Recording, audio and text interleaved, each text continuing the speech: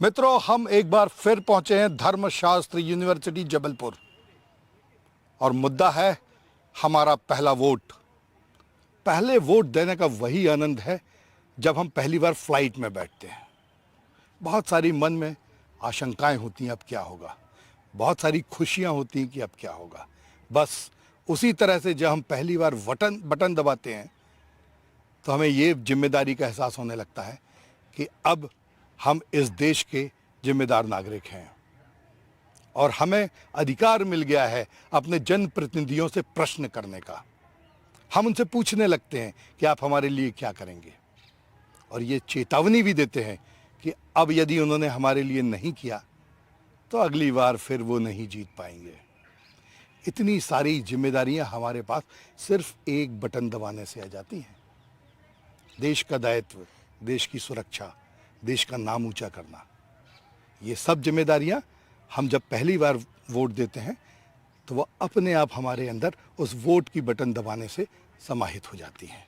हमारे साथ वो स्टूडेंट बैठे हैं जो पहली बार वोट देंगे, और इन सब स्टूडेंट के अंदर, इन सब छात्रों के अंदर वो सब जिम्मेदारियां आएंगी जिनकी बात अभी मैं कर रहा था।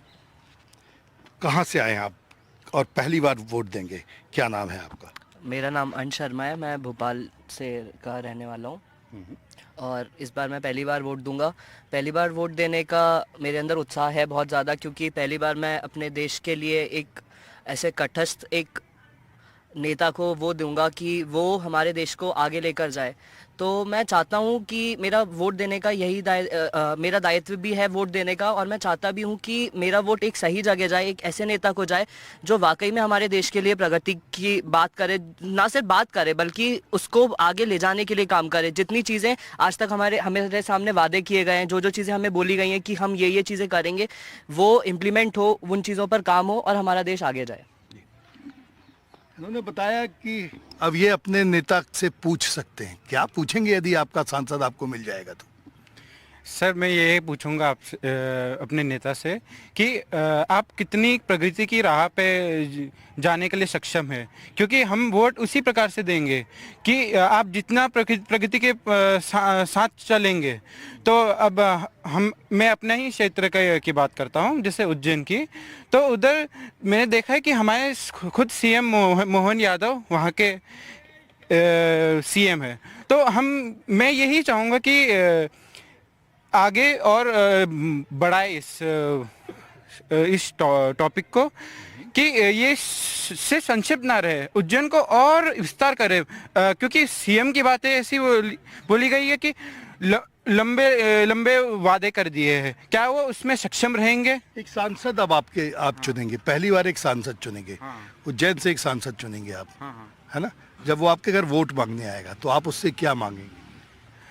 उससे यही मांगूंगा कि मेरे जो क्षेत्र है उधर रेल लाइन जो है उसका और प्रगति रूप से आगे बढ़ा जाए। मतलब काम जो अपना आगर मालवा वाला रीजन है वहाँ पर उसको और अच्छे से स्वीकृति प्रदान करे। बिल्कुल, रेल हमारे देश की प्रगति का एक बहुत बड़ा साधन है, क्योंकि ना सिर्फ पैसेंजर बल्कि गुड्स ट्रेन भी उस क्षेत्र की प्रगति को बढ़ाते हैं। आप पहली बार वोट देने वाले हैं, आपको मालूम होगा कि देश में 33% आरक्षण आ गया और 50% महिलाएं हैं, लड़कियां हैं। क्या सोचती हैं आप? ये बहुत ही अच्छी बात है एंड प्राउड की भी बात है, क्योंकि वुमेन का रिप्रेजेंटेशन बढ़ चुका है। और क्योंकि ये सब चीज़ें ना सिर्फ पार्लियामेंट तक सीमित है, अब हर जगह बढ़ भी रही हैं, तो ज़रूरी है कि जहाँ पर एक देश को रूल करने की बात आती है, यहाँ पे फैसले लेने की बातें आती है, वहाँ पर वुमेन का भी उतना ही रिप्रेजेंटेशन है, उतना ही भाग है और उतना ही योगदान है जितना कि एक मर्द का होता है। और इससे काफ़ी डेवलपमेंट होगा हमारी ही कंट्री का, तो ये काफ़ी प्राउड की बात है। अच्छा, ये बताइए, आपको ऐसा नहीं लगता कि चूंकि महिलाएं पॉलिटिक्स में कम हैं, तो जैसा पार्षद पति होता है, जैसे पत्नी पद पे आती है लेकिन उसको रूल उसका पति करता है, तो ऐसा तो नहीं होगा कि 33% आरक्षण होने के बाद वो सांसद पति बन जाए और वो रूल करें?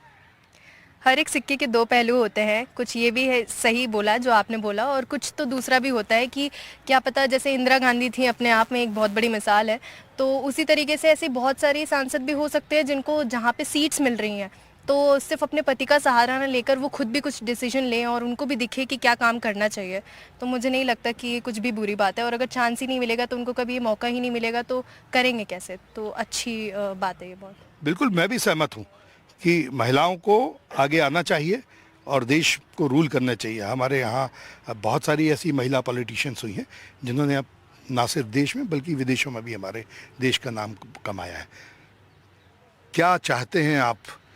ना सिर्फ सांसद से बल्कि प्रधानमंत्री भी अब आपके वोट से ही चुना जाएगा।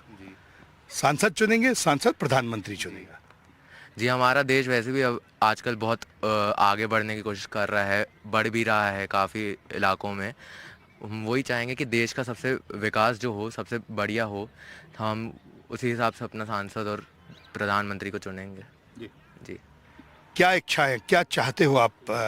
इस देश की कौन सी प्रगति और चाहते हो? फॉरेन अफेयर्स मेनली बढ़ने चाहिए हमारे देश के। काफ़ी क्या बोलते हैं, अपना जो इंपोर्ट एक्सपोर्ट्स वगैरह हैं वो भी और अच्छे से होना चाहिए, ताकि इंडिया में भी और काफ़ी जो बाहर नई तकनीकें हैं वो सब हैं, वो सब भारत में भी और अच्छे से आनी चाहिए। बिल्कुल, हमारे देश में ना सिर्फ विदेशी मुद्रा आए बल्कि हम दुनिया के सबसे बड़े एक्सपोर्टर बने, यही कामना है हमारी। मेरे भाई, फर्स्ट टाइम वोट, कैसा महसूस कर रहे हैं? काफ़ी एक्साइटेड हूँ उस चीज़ के लिए। मैं बस देश से यही एक्सपेक्ट करता हूँ जो भी उसका रिप्रेजेंट करेंगे कि देश का अच्छे से विकास हो और हर एरिया में विकास हो, भले वो मतलब साइंस हो जाए या सोशल वेलफेयर हो जाए, हर चीज़ में विकास होना चाहिए और सबको इक्वली जो भी अगर जो लिखा हुआ है वैसा सब मिलना भी चाहिए। इम्प्लीमेंटेशन भी उसी तरह का होना चाहिए जिस तरह से लिखा हुआ है चीज़ें। आप क्या सोच रहे हैं? बहुत ध्यान से आपको सुन रहे थे और सोच रहे थे, क्या सोच रहे हैं? मैं यही सोच रहा हूँ कि जो भी आए वो जो वादे करें तो केवल वादे नाम के लिए ना करें, उनको अच्छे से इम्प्लीमेंट भी कराएं। केवल विदेशियों से मुद्राओं का एक्सचेंज ना हो, वहाँ की तकनीकियों की हेल्प से मेडिसिन में और भी चीज़ों में उनका लाभ लिया जाए। हमने सिर्फ सीड्स दे दी हैं, अभी हमें एक सेफ़ एनवायरनमेंट उन्हें देना बाकी है। तो मैं चाहूँगी कि मेरा जो सांसद है वो एक सेफ़ एनवायरनमेंट प्रोवाइड करे पॉलिटिक्स में और अलग अलग क्षेत्रों में, जिससे वुमेंस को और ज़्यादा बढ़ावा मिले कि वो आए और वो चीज़ें प्रैक्टिस करें। अच्छा मनप्रीत, ये बताइए कि आपके सामने दो कैंडिडेट हैं, एक महिला है और एक पुरुष है। एक महिला होने के नाते, मैं दल की बात नहीं कर रहा हूँ, आप जेंडर के नाते किसको चुनेंगी? सर, जेंडर के नाते तो मैं किसी को भी नहीं चुनूंगी। मैं उनकी काबिलियतों पे, उनके जो वो वादे कर रहे हैं, जो उनका विजन है, उस पे ही चूज़ करूंगी, भले ही वो महिला हो या पुरुष हो।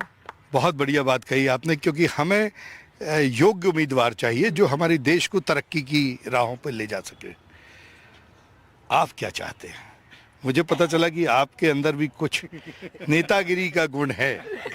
नहीं, ऐसा नहीं है, नेतागिरी का गुण नहीं, लेकिन परंतु मुझे ये लगता है कि क्योंकि अब भारत एक 2050 की तरफ देख रहा है, जब वो अपने संविधान के 100 वर्ष मना रहा होगा और अपने आज़ादी के 103 वर्ष मना रहा होगा, जब हम देश की परिकल्पना 2047 में करेंगे तो हमें सिर्फ ऐसे अच्छे नेता नहीं चाहिए होंगे, हमें पढ़े लिखे और ऐसे शिक्षित नेता चाहिए होंगे जो IIT, NIT, NLU ऐसे इंस्टीट्यूट से पढ़ के निकले और अपनी शिक्षा का उपयोग वो देश की तरक्की में ज़्यादा उपयोग कर सके। नेता पॉलिटिक्स को गाली देना, पॉलिटिशियंस को गाली देना काफ़ी आसान काम है, लेकिन उसमें उतर के देश के लिए वहाँ पहुँच के काम करना वो ज़्यादा टफ है। और मुझे लगता है कि जिन युवाओं को इसमें थोड़ा भी इंटरेस्ट है उनको आगे परस्यू करना चाहिए। और जैसा कि आपने महिलाओं का सवाल पूछा था कि क्या पार्षद पति या वो वाला कॉन्सेप्ट तो नहीं आ जाएगा, तो मुझे ऐसा लगता है कि जब आप किसी भी क्षेत्र में परिवर्तन लाने का काम करते हैं तो उसमें एक एक्लिमेटाइजेशन टाइम होता है, जब उसमें आपको ढलने के लिए थोड़ा समय चाहिए होता है। तो पार्षद पति और ये सब चीज़ें है, ये एक रियलिटी है जो इस देश की है। परंतु ये वही देश है जिसने इंदिरा गांधी, सुषमा स्वराज, शीला दीक्षित, मायावती, जयललिता ऐसे नेता इस देश को दिए। तो महिलाएं ना सिर्फ राजनीति में उभरी, बाकी उन्होंने ना सिर्फ अपने परिवार के साथ राजनीति बल्कि पूरे प्रदेश और देश को भी चलाया। तो नेतृत्व खड़ा करने के लिए अपॉर्चुनिटी देना पड़ेगी और अपॉर्चुनिटीज 33% आरक्षण से बनाए। और मैं जब मेरा पहला वोट दूंगा तो मैं राष्ट्रहित में पहला वोट मेरा मतदान करूंगा और जो सरकार राष्ट्रहित में काम करेगी मैं अवश्य उसे ही मतदान करूंगा। एक देश में अच्छे लोग होने चाहिए, अच्छे नेता होने चाहिए जो अकाउंटेबल हों, जो आंसर्स दे, जिनसे सवाल पूछा जा सके, जिनसे आप पूछ सको कि आपने पिछले 5 साल में क्या किया है। स्टूडेंट की क्या ख्वाहिश है? मैं स्टूडेंट की ख्वाहिश से तो मैं यही कहना चाहूँगा कि हमें शिक्षा को मतलब सबसे ऊपर रखना चाहिए, कि सबसे पहले जो हमारे कैंडिडेट्स हैं वो शिक्षित हैं कि नहीं। वो मतलब शिक्षित का कोई ऐसा स्तर नहीं है कि वो इतने पढ़े लिखे होने ही चाहिए, उनके अंदर जो ज्ञान है वो इतना होना चाहिए कि वो एक पढ़े लिखे कहने लायक हो। और दूसरी बात है, जो वोट देने जा रहे हैं, जैसे कि हम पहली बार वोट देने जा रहे हैं, तो हमारे अंदर भी उतनी शिक्षा होनी चाहिए कि हम उसमें चुन पाएँ कि हमें किसको वोट देना है और किस तरीके से ये चुनना है कि किसको वोट दिया जाए। कि सिर्फ यही नहीं है कि जैसा मैंने बोला कि हम पार्टी के बेस पर उनको वोट दे रहे हैं, ये पार्टी हमको पसंद है या ये पार्टी के हमें ये आइडियोलॉजी पसंद है, तो वो जो आइडियोलॉजी है वो उस इंसान में होनी भी चाहिए कि हाँ वो ऐसा कर पाएगा। तो हमें ये चीज़ को देखना चाहिए कि शिक्षा दोनों तरफ से होनी चाहिए, जो वोट दे रहे हैं और जो कैंडिडेट हैं वो भी पढ़े लिखे होने चाहिए।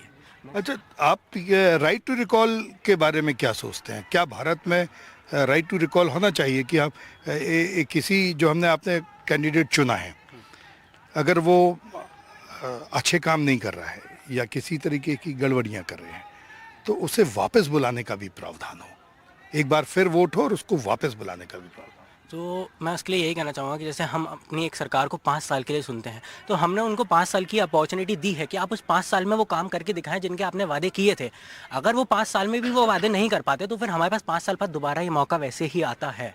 तो हम फिर से अपने दिखाएंगे, अपने वोट का फिर से इस्तेमाल करेंगे, हम बताएंगे कि नहीं आपने शायद उतने काम नहीं किए थे या आप शायद उतने केपेबल नहीं है कि आप वो काम कर पा रहे हैं या नहीं, तो फिर हम उस बेसिस पे बदल सकते हैं। तो हम मुझे नहीं लगता है कि हम किसी को भी फिर उसमें बहुत ज़्यादा वो आ जाएगा, डिसबैलेंस टाइप का आ जाएगा कि हम उनको 5 साल अपने जो उनको टाइम पीरियड दिया है उनको वो चांस भी नहीं दे रहे हैं और हम उससे पहले उनको रिकॉल कर लेंगे, तो फिर जिस चीज़ के लिए हमने उनको चुना शायद उस चीज़ के लिए उतने अच्छे से काम ना कर पाए।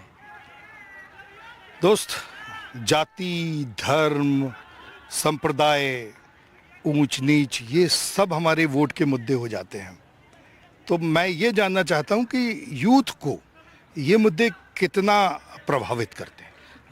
जी, काफ़ी हद तक यूथ को ये मुद्दे प्रभावित करते हैं। कुछ हैं जो इससे प्रभावित नहीं है, लेकिन जैसे धर्म हो गया, जाति हो गई और एजुकेशन हो गया, बैकग्राउंड हो गया, इससे कहीं ना कहीं यूथ प्रभावित होता है, क्योंकि उनके ऊपर प्रेशर होता है बड़े लोगों का, उनके बड़े भाइयों का, या फिर घर से प्रेशर रहता है, या फिर उनकी भी ऐसी थॉट प्रोसेस रहती है कि अगर हम अपने लोगों के खिलाफ जाएंगे तो हो सकता है हमारे लिए गड़बड़ी हो जाए या हमारे लिए ख़राब रहे।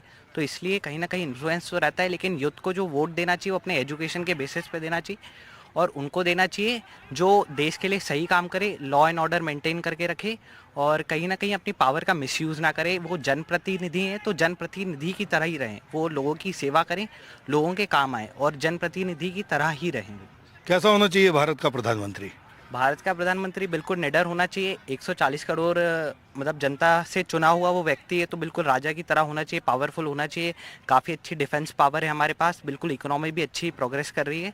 तो कहीं ना कहीं भारत का जो प्रधानमंत्री बहुत पावरफुल होना चाहिए, एक्सटर्नल अफेयर्स में भी और सारे मामलों में, मतलब उसको एकदम निडरता से काम करना चाहिए और अकाउंटेबल होना चाहिए लोगों के लिए और अपने पार्लियामेंट के लिए भी अकाउंटेबल होना चाहिए। और मैं चाहता हूँ कि इस टाइम पे जो गवर्नमेंट आए उसमें स्ट्रॉन्ग अपोजिशन हो, जिससे जो प्राइम मिनिस्टर है अगर उसके पास ज़्यादा मेंबर ऑफ पार्लियामेंट से तो अपनी पावर मिसयूज़ ना कर पाए, क्योंकि प्राइम मिनिस्टर या जो इंडियन एग्जीक्यूटिव है वो अकाउंटेबल होता है लेजिस्लेचर को। तो अगर अपोजिशन है, सपोज अपोजिशन में 100 मेंबर ऑफ पार्लियामेंट से, तो वो एक स्ट्रॉन्ग अपोजिशन बनाते हैं। तो अपोजिशन क्वेश्चन करेगा प्राइम मिनिस्टर को और उनके काउंसिल ऑफ मिनिस्टर्स को कि आपने क्या क्या काम करा है। मिनिस्ट्री ऑफ होम अफेयर्स हो गई, मिनिस्ट्री ऑफ फाइनेंस हो गई या मिनिस्ट्री ऑफ एक्सटर्नल अफेयर्स हो गई, ये क्या क्या कर रहे हैं। बहुत बढ़िया बात आपने कही कि भारत में स्ट्रॉन्ग अपोजिशन होना भी बहुत ज़रूरी है और ये भारत की असली आत्मा है। हमारे संविधान ने भी यही कहा है कि देश में अपोजिशन अच्छी होगी तभी लोकतंत्र मजबूत होगा। इस समय सोशल मीडिया का बड़ा जोर है और आप सबके पास अच्छे अच्छे मोबाइल्स हैं, तो आपको ऐसा लगता है कि आप फर्स्ट टाइम वोट करने जा रहे हैं, लेकिन आपका वोट कहीं ना कहीं सोशल मीडिया से प्रभावित हो रहा है। जी, हमारा आजकल वोट सोशल मीडिया से बहुत ज़्यादा प्रभावित हो रहा है और इसमें सबसे बड़ा योगदान मेन स्ट्रीम मीडिया का भी है कि वो जो दिखा रही है हमें, जैसा काम दिखा रही है सरकार का, वैसे ही हमारी मानसिकता बनती है कि हमें कैसे वोट डालना है। तो इसमें main stream media, social media, सबका बराबर रोल है कि उसी से हमारा विचारधारा तय होती है कि हमें किसको वोट देना है, किस पार्टी ने कितना विकास किया है, किस नेता ने कैसा काम किया है। ये हमें आप ही के थ्रू पता चलता है या सोशल मीडिया के थ्रू ही पता चलता है। सबसे मेन चीज आप भारत में क्या चाहते हैं? आपके मन में कभी इच्छा हुई होगी, विदेशों में देखा होगा, सुना होगा, सोचा होगा कि अब भारत में ये हमें चाहिए? सबसे मेन चीज़ मैं कहूँगा, भारत का स्टैंडर्ड ऑफ लिविंग बढ़ना चाहिए। दूसरी बात, भारत जैसा देश जिसमें इतनी ज़्यादा पॉपुलेशन है, हमारे बहुत ज़्यादा अपने डिफरेंट चैलेंजेस हैं, तो उनको काउंटर करते हुए हमें ऐसा स्टैंडर्ड ऑफ लिविंग अचीव करना है जो डेवलप्ड नेशंस का है। भारत बहुत ही तेज़ी से डेवलप कर रहा है। हमारी ग्रोथ पर कैपिटा टर्म्स में बहुत ज़्यादा अच्छी है, पर वो पर कैपिटा टर्म्स में ग्रोथ किस लिए हो रही है? क्योंकि जो सिलेक्ट फ्यू पीपल है उनके हाथ में बहुत ज़्यादा है, अगर इकोनॉमिक टर्म्स में हम बात करें। बट जो वेज गैप है या फिर कह लो इकोनॉमिक टर्म्स में जो गैप आता है गरीबों और अमीरों के बीच में, वो बहुत ही ज़्यादा है। तो एज अ कंट्री सबका स्टैंडर्ड ऑफ लिविंग इम्प्रूव नहीं होगा। इंडिया में आपको आप कंपेयर करोगे पूरी दुनिया से, तो सबसे टॉप नेशंस का जो इंफ्रास्ट्रक्चर है वो भी आपको इंडिया में मिलेगा, और सबसे गरीब से गरीबी अफ्रीकी देशों से भी आप कंपेयर करोगे तो आपको ऐसे स्लम्स भी मिलेंगे। तो आई वांट कि इस क्षेत्र में थोड़ा सा ज़्यादा सुधार है। क्या चाहते हैं आप? सबसे पहले जैसे इसने ये बोला, तो मेरा सबसे पहले मोटो ये है कि इंडिया में सबसे पहली चीज़ जो होनी चाहिए वो एजुकेशन बहुत ज़्यादा इम्प्रूव होना चाहिए। एजुकेशन इम्प्रूव है पिछले कुछ 15-20 सालों से, पर एजुकेशन जब इम्प्रूव होगा तो अगर एजुकेशन इम्प्रूव होगा तो जॉब अपॉर्चुनिटीज़ खुद ब खुद आ जाएंगी। अगर जॉब अपॉर्चुनिटीज़ आएंगी तो उससे जितना रेशो है कि पॉवर्टी का जितना भी रेशो है वो कम हो जाएगा काफ़ी ज़्यादा हद तक। और जैसे कि आप अभी पूछ रहे थे कि 33% रिजर्वेशन मिला है, तो वो रिजर्वेशन सिर्फ कागजी नहीं होना चाहिए, रिजर्वेशन का एक्चुअल इम्प्लीमेंटेशन बहुत ज़्यादा ज़रूरी है। अभी तक ऐसा होता था कि मेल मेंबर्स पार्लियामेंट में बैठे हैं और वो वुमेन के लिए लॉज बना रहे हैं, पर उन्हें ये नहीं पता कि महिलाओं की एक्चुअल सेंस में दिक्कतें क्या हैं। जब आप फर्स्ट वोट डालने के लिए जाएंगे तो आपके पास चॉइस नहीं होती है कि इसको दे या इसको दे या इसको दे, लेकिन अब एक और चॉइस है कि नन ऑफ देम। तो आपको क्या लगता है कि अगर आपके पसंद का कैंडिडेट नहीं होगा तो आप क्या करेंगे? पहले ये मेरा बहुत पर्सनल व्यू है, पर मैं नोटा जैसे वोट को शायद बहुत ही गलत ऑप्शन मानती हूँ। आपको नोटा में डालने का कोई सेंस नहीं है। आपको जितने भी कैंडिडेट्स मिले हैं उन कैंडिडेट्स में से जो भी, मतलब जैसे 5 कैंडिडेट्स हैं, 5 में से सबसे बेस्ट कैंडिडेट को आपको चूज करना चाहिए, क्योंकि आप अगर अपना एक कीमती वोट देने जा रहे हैं तो वो वोट सही जगह पे जाना बहुत ज़्यादा ज़रूरी है, क्योंकि every single vote matters and every single vote will be responsible for a person कि कौन पर्सन जीत रहा है और कौन पर्सन हार रहा है। बहुत बढ़िया, वोट देने जरूर जाइए। कहाँ से हैं आप, क्या नाम है आपका? मेरा नाम संस्कृति और मैं इटारसी से हूँ। संस्कृति, पहला वोट जी सर। कैसा लग रहा है? सर अच्छा लग रहा है, खुद को रिस्पॉन्सिबल फील कर रही हूँ for the greater good of the India, not मेरी सिर्फ कॉन्स्टिट्यूंसी अकेले। और बहुत सारी उम्मीदें भी हैं, बहुत कुछ है दिमाग में कि मैं क्या चाहती हूँ अपने सांसद से, अपने प्रधानमंत्री से, और मैं चाहूँगी कि मैं ऐसे इंसान को वोट दूँ जो मेरी एक्सपेक्टेशंस पे और इन जनरल सबकी एक्सपेक्टेशंस पे खरे उतरे हैं। अगर ऐसा नहीं हुआ, आपने जिन लोगों को देखा वो उसमें खरा उतरने लायक नहीं लग रहा है, फिर क्या करेंगे? Sir then as a responsible voter first option तो ये है कि जो मेरे पास ऑप्शंस है उनमें से बेस्ट कौन है, एंड देन ऑल्सो ये भी ऑप्शन है कि मैं खुद शायद उस पोजीशन पे आ पाऊँ कि मैं वो इंसान बन सकूँ जो वो चेंजेस लाए जो मैं खुद देखना चाहती हूँ। हम भी ये चाहते हैं कि आपके जैसे पढ़े लिखे लोग जो आगे आएंगे तो देश अभी नहीं अगली पीढ़ी में तरक्की करेगा। ये बहुत ज़रूरी है कि आप जैसे लोगों को आगे आना चाहिए। एक बार ताली बजा दीजिए इनके करेज पे, हिम्मत पे, कि ये चाह रहे हैं कि ये कभी भविष्य में नेता बनेंगे। क्या चाहते? फर्स्ट टाइम वोट करने जाओगे तो कैसा लग रहा है? Sir it's a great opportunity for me कि मैं पहला वोट कर पा रहा हूँ और इस देश का जिम्मेदार नागरिक हूँ। और मैं ये चाहूँगा कि नेता तो सब बन गए, पर उसके बाद क्या, उनके साथ मिलके काम करने वाला कौन है? जैसे कि पेड़ खड़ा हो गया पर कोई नहीं देख रहा है कि वो जड़ों की मदद से खड़ा हुआ है। तो लोग हैं, नेता हैं, मिल के साथ चलेंगे। आफ्टर ऑल लेजिस्लेशन के बाद एग्जीक्यूटिव है, जुडिशरी है, 3 मेन पिलर्स हैं। तो सब जब मिलके काम करेंगे तो ऑब्वियसली देश आगे बढ़ेगा, हर क्षेत्र में प्रगति करेगा, अग्रसर होगा प्रोग्रेस की तरफ।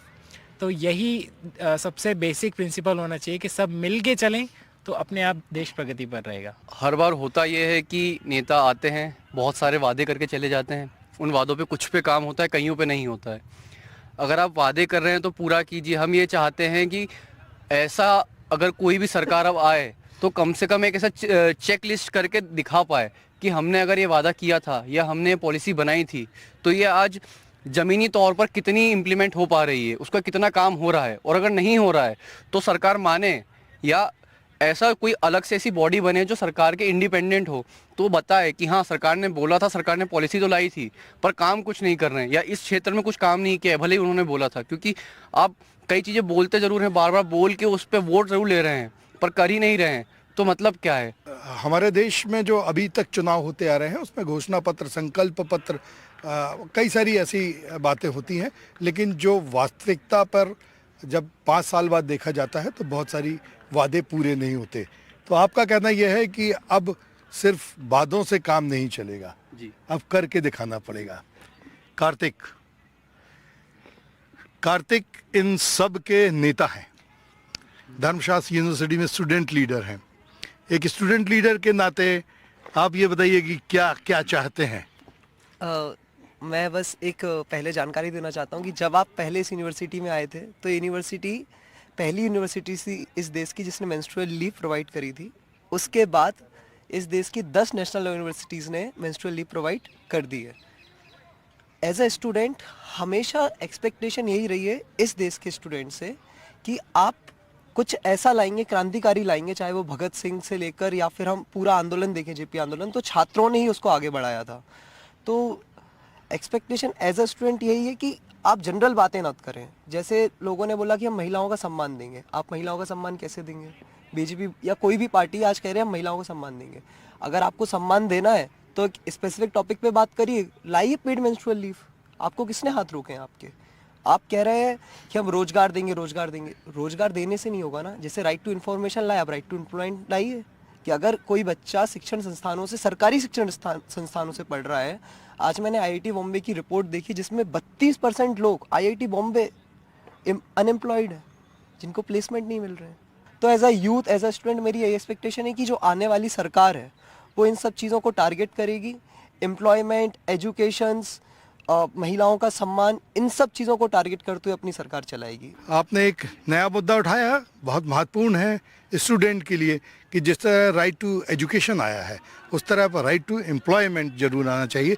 जो स्टूडेंट इन सरकारी कॉलेजों से या देश के श्रेष्ठ कॉलेजों से पढ़ के निकल रहे हैं, सरकार उनको गारंटी दी कि उनको जब वो एजुकेशन के बाद अपनी उस दुनिया में आएंगे जब उन्हें अपना देश का और घर परिवार संभालना होगा तो उनके पास एक नौकरी भी होगी। जैसे कार्तिक ने एक महत्वपूर्ण बात करी यहाँ पे, तो उसमें मैं चाहूँगा कि जो भी सरकार अब आ रही है उसको 1-2-3 चीज़ों पे अवश्य ध्यान देना चाहिए। पहला है ब्रेन ड्रेन। ब्रेन ड्रेन इस देश के लिए हमेशा से एक बहुत बड़ी समस्या रही है। जो यहाँ की उच्च संस्थानों में पढ़ के बच्चे जो बाहर विदेश जा रहे हैं, तो ब्रेन ड्रेन पे सरकार को अवश्य ध्यान देना चाहिए। और दूसरी बात जो आ रही है अनएम्प्लॉयमेंट की, तो एक बात हम सभी को समझना पड़ेगी कि इस देश की आबादी आज उस स्तर पे पहुंच चुकी है, आज हम देश के सबसे ज़्यादा आबादी वाले देश है, तो हर व्यक्ति को नौकरी प्रोवाइड करना ये असंभव सा है। हर व्यक्ति अगर नौकरी कर रहा है तो हम काम जनरेट तो करें, लेकिन किसके लिए करें? कंजम्पशन बेसिस कहाँ है हमारा? तो उसके जगह पे जो मेन होना चाहिए, जो आज हमारा सरकार भी उस पर फोकस करे, एंटरप्रेन्योरशिप पे। आप खुद अपने विकास बनाइए, आप खुद रोजगार क्रिएट कीजिए, आप लोगों को रोजगार दीजिए। तो मैं चाहता हूं कि जो भी सरकार आए वो एक नेशनलाइजेशन ऑफ एनालिस्ट का बिल लाए, जहां पे देश के सभी एनालिस्ट का जो राज्य सरकारों के अंतर्गत चल रहे उनका नेशनलाइजेशन हो, वो केंद्र सरकार के अंदर हो। इसका एक प्राइवेट मेंबर बिल भी आया था जो शायद मीनाक्षी लेखी जी लाए थे, प्राइवेट मेंबर बिल, लेकिन वो डिफीट हो गया, वो नहीं हो पाया। तो मैं चाहूंगा जो भी इनकम्बेंट गवर्नमेंट हो, जो सरकार है, वो एक नेशनलाइजेशन लाए और इन सभी एनालिस्ट को एक आप एक कॉमन स्ट्रक्चर बनाइए, कॉमन रिजर्वेशन प्रोसेस बनाइए, ताकि ये ज़्यादा बेटर तरीके से गवर्नेंस हो पाए। बिल्कुल, बहुत अच्छी बात कही आपने, क्योंकि बच्चे पढ़ते यहाँ है लेकिन कमाते किसी दूसरे देश के लिए है, तरक्की किसी दूसरे देश की कर रहे हैं। तो हम चाहते हैं कि आप लोगों में से तो कोई इस देश को छोड़ के ना जाए। मेरे ख्याल से आप रह गए थे, बाद में आए हैं, पहली बार वोट देने जाएंगे। सर अभी विधानसभा में दिया था, अब लोकसभा का पहला बार रहेगा। सर मैं ये चाहता हूँ कि लाइक जो भी गवर्नमेंट इलेक्ट होके आए वो स्टूडेंट्स के लिए पॉलिसीज़ लाए और ऐसी पॉलिसीज़ लाए जिससे मतलब स्टूडेंट वेलफेयर के काम हो। आज के टाइम में आप देख रहे हैं कि मतलब जो पॉलिसीज़ आती है वो कहीं ना कहीं ऑन पेपर ही बन के रह जाती है, इम्प्लीमेंट नहीं हो पाती है। कहीं ना कहीं ये रिक्वेस्ट मेरी मीडिया से भी रहेगी कि ऐसे चीज़ों को ना छोड़ा जाए और गवर्नमेंट पे ये क्वेश्चन किया जाए कि आप अपनी रिस्पॉन्सिबिलिटीज़ क्यों नहीं निभा रहे। बिल्कुल, हम एक जिम्मेदार मीडिया संस्थान से हैं, आपकी बात को बहुत ध्यान से सुना है। और कोई कुछ बोलना चाहता है? जी। हमारे यहाँ एक सीनियर है 5th ईयर के ज्योतिर्मय सर, वो आ नहीं पाए, उन्होंने एक बात बोली थी, उसी बात से कनेक्टेड है कि कोई भी लोकतंत्र एक गणतंत्र के बिना असंभव है। अगर इंडिया सिर्फ अकेले एक डेमोक्रेसी नहीं है, इंडिया रिपब्लिक है, और अंतर उसमें यही है कि डेमोक्रेसी में हमेशा बात होती है मेजॉरिटी की, पर लोकतंत्र में उनकी भी बात होती है जो माइनर है, जो माइनॉरिटी में फॉल करते हैं। तो हमें बस यही कोशिश करनी है कि हम सिर्फ लोकतंत्र बन के ना रह जाएं, हमको गणतंत्र बनना है। तो जो आखिरी पंक्ति में खड़ा हुआ व्यक्ति है उस तक भी वो चीज़ें पहुँचे, उस तक भी वो सुविधाएं हुए जो एक मेजॉरिटी लोग जिस पंक्ति में खड़े हैं उनको है, तो सेम सुविधाएं उनको भी होनी चाहिए। बिल्कुल, बहुत सी बातें करने के लिए हैं, हम लगातार आपसे मिलते रहेंगे। अभी तो हमारा समय समाप्त हो रहा है, पर आपने देखा होगा ये जो स्टूडेंट हैं ये अलग बात कर रहे हैं, अलग सोच रखते हैं, और यही हमारी देश की ताकत है। धर्मशास्त्र यूनिवर्सिटी जबलपुर से वीरेंद्र शर्मा के साथ संजीव चौधरी, एनडीटीवी के लिए।